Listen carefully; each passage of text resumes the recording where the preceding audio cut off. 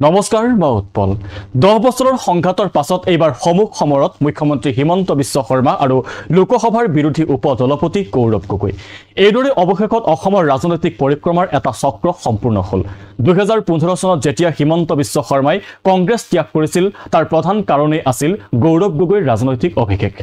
মুখ্যমন্ত্ৰী হ'ব নোৱাৰাৰ বেদনাত কংগ্ৰেছ ত্যাগ কৰা হিমন্ত বিশ্ব শৰ্মা আজি ৰাজ্যৰ মুখ্যমন্ত্ৰীৰ আসনত আৰু 10 বছৰৰ সংঘাতৰ পাছত সেই গৌৰৱ গগৈ মুখ্যমন্ত্ৰী হিমন্ত বিশ্ব শৰ্মাৰ প্ৰধান প্ৰতিপক্ষ হৈ প্ৰৱেশ কৰিছে ৰাজ্যৰ ৰাজনীতিত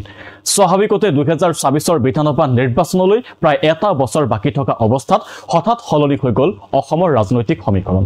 গৌৰৱ গগৈ আৰু হিমন্ত বিশ্ব শৰ্মাৰ সংঘাতৰ দশকজোৰা পৰিক্ৰমাৰ আৰম্ভণি হৈছিল 2012 চনত তাৰ পূৰ্বে 2011ৰ বিধানসভা নিৰ্বাচনত 79খন আসনলৈ ক্ষমতালৈ প্ৰত্যাৱৰ্তন কৰিছিল কংগ্ৰেছ দলে তৰুণ গগৈ তৃতীয়টো কাৰ্যকালৰ বাবে মুখ্যমন্ত্ৰী হৈছিল বয়সো বাঢ়ি আহিছিল আৰু তেতিয়া 42 বছৰ বয়সৰ হিমন্ত বিশ্ব শৰ্মাই নতুনকৈ দেখিবলৈ আৰম্ভ কৰিছিল মুখ্যমন্ত্ৰী হোৱাৰ সপোন তৰুণ গগৈৰ ব্লু আইড বয় হিমন্ত বিশ্ব শৰ্মাই তেনে সপোন দেখাটো কোনো অস্বাভাৱিক নাছিল কিন্তু হঠাৎ যেন হিমন্ত বিশ্ব শৰ্মাৰ এটা মধুৰ সপোন ব্যাহত কৰি দিলে তেওঁতকৈ বয়সত 13 বছৰৰ কনিষ্ঠ এজন যুৱকে নাম গৌৰৱ গগৈ 2012 চনত গৌৰৱ গগৈয়ে পিতৃৰ আঙুলিত ধৰি কংগ্ৰেছত যোগদান কৰে গৌৰৱৰ বয়স তেতিয়া 29 দিল্লীৰ এনজিঅ'ত কৰ্মৰত গৌৰৱ উভতি আহিছিল অসমলৈ ভালকৈ অসমীয়া ক'ব নোৱাৰে ৰাজ্যৰ ৰাজনীতিৰ কোনো আওভাও বুজি নাপায় গতিকে গৌৰৱ অসমৰ জনতাৰ বাবে বিশেষ কোনো ফেক্টৰ নাছিল কিন্তু গৌৰৱক আৰম্ভণিৰ পৰা গুৰুত্ব সহকাৰে লৈছিল হিমন্ত বিশ্ব শৰ্মাই গৌৰৱক কেন্দ্ৰ কৰিয়ে তৰুণ গগৈ আৰু হিমন্ত বিশ্ব শৰ্মাৰ মাজত দূৰত্ব বৃদ্ধি পাবলৈ ধৰে 2013 চন অহালৈ সেই দূৰত্ব বিখমবাদলৈ পৰিৱৰ্তন হয় চাৰিজন কেবিনেট মন্ত্ৰী 47 গৰাকী বিধায়কে হিমন্ত বিশ্ব শৰ্মাৰ নেতৃত্বত তৰুণ গগৈৰ বিৰুদ্ধে মুকলি বিদ্ৰোহ আৰম্ভ কৰে 2014 চনৰ 24 জুনত মল্লিকাৰ্জুন খাৰ্গে গুৱাহাটীলৈ আহিল 30 জুনত সোনিয়া গান্ধীক প্ৰতিবেদন দিলে তেতিয়াও হিমন্ত বিশ্ব শৰ্মা নেতৃত্বাধীন বিখমবাদী গোট আশাবাদী আছিল 2014 চনৰ 17 জুলাইত বিখমবাদী গোটে হকিয়াই দিলে দুদিনৰ ভিতৰত যদি হাইকমাণ্ডে সিদ্ধান্ত নলয় চৰকাৰ ভাঙি দিয়া হ'ব অৱশেষত 21 জুলাইত 27 গৰাকী বিধায়কক লগত লৈ ৰাজভৱনত হিমন্ত বিশ্ব শৰ্মাই কেবিনেট মন্ত্ৰীৰ সকলো পদ ত্যাগ কৰিলে তাৰ পাছতেই ইণ্ডিয়া টুডেক এক সাক্ষাৎকাৰ দি হিমন্ত বিশ্ব শৰ্মাই ক'লে অসম চৰকাৰ এতিয়া তৰুণ গগৈৰ পুত্ৰই পৰিচালনা কৰিছে ইফালে কলিয়াবৰ সমষ্টিৰ সাংসদ হিচাপে লোকসভালৈ নিৰ্বাচিত হৈছিল গৌৰৱ গগৈ 31 বছৰ বয়সৰ গৌৰৱক ভৱিষ্যতৰ প্ৰতিদ্বন্দ্বী বুলি ভাবিবলৈ আৰম্ভ কৰিছিল হিমন্ত বিশ্ব শৰ্মাই তেওঁ কংগ্ৰেছৰ বাহিৰত বিকল্পৰ সন্ধান কৰিবলৈ আৰম্ভ কৰে 2015 চনৰ 23 আগষ্টত তেওঁক দেখা গ'ল তেতিয়াৰ বিজেপি সভাপতি অমিত শাহৰ বাসগৃহত আৰু তাৰ প্ৰায় এমাহৰ পাছত 15 ছেপ্টেম্বৰত বিধায়কৰ পদ ত্যাগ কৰি হিমন্ত বিশ্ব শৰ্মাই কংগ্ৰেছ সভানেত্ৰী সোনিয়া গান্ধীলৈ প্ৰেৰণ কৰিলে এখন দীঘলীয়া পত্ৰ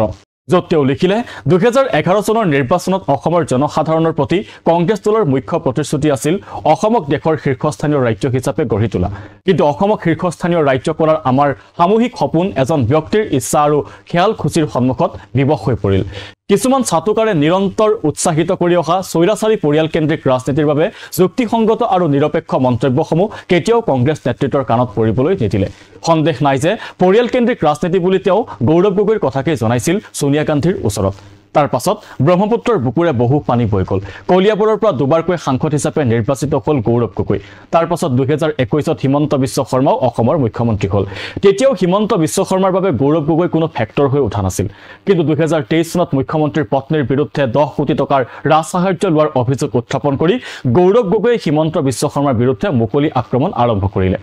একছত চলা দুই পক্ষৰ এই যুক্তিযুদ্ধই ভৱিষ্যতৰ এখন সমুখ সমৰৰ সম্ভাৱনা তেতিয়াই স্পষ্ট কৰি তুলিলে তাৰ পাছত আহিল 2024ৰ লোকসভা নিৰ্বাচন ইতিমধ্যে বিলুপ্ত হৈছিল গৌৰৱ গগৈয়ে প্ৰতিনিধিত্ব কৰি অহা কলিয়াবৰ লোকসভা সমষ্টি যোৰহাটৰ পৰা প্ৰতিদ্বন্দ্বিতা কৰিবলৈ আগবাঢ়ি আহিল গৌৰৱ গগৈ এক চক্ৰবেহু ৰচনা কৰি সাজু হ'ল হিমন্ত বিশ্ব শৰ্মা কিন্তু হিমন্ত বিশ্ব শৰ্মাই সৰ্বশক্তি প্ৰয়োগ কৰাৰ পাছতো যোৰহাটৰ পৰা বিজয়ী হৈ আহিল গৌৰৱ গগৈ তেতিয়াই স্পষ্ট হ'বলৈ ধৰিছিল যে দিল্লীৰ ৰাজনীতিৰ পৰা ৰাজ্যৰ ৰাজনীতিলৈ গৌৰৱ গগৈৰ আগমনৰ সময় সমাগত তাৰ মাজতে হিমন্ত বিশ্ব শৰ্মাই গৌৰৱ গগৈৰ পাকিস্তান ভ্ৰমণ গৌৰৱ পত্নীৰ পাকিস্তানৰ লিংক প্ৰসংগ ধাৰাবাহিকভাৱে উত্থাপন কৰি গৌৰৱৰ বিৰুদ্ধে এটা নেৰেটিভ প্ৰতিষ্ঠা কৰিবলৈ প্ৰচেষ্টা আৰম্ভ কৰিলে কিন্তু সকলো চেষ্টাৰ পাছতো কংগ্ৰেছ হাইকমাণ্ডে 2024ৰ নিৰ্বাচনী ৰণৰ সেনাপতিৰ দায়িত্ব গৌৰৱৰ কান্ধতেই অৰ্পণ কৰিলে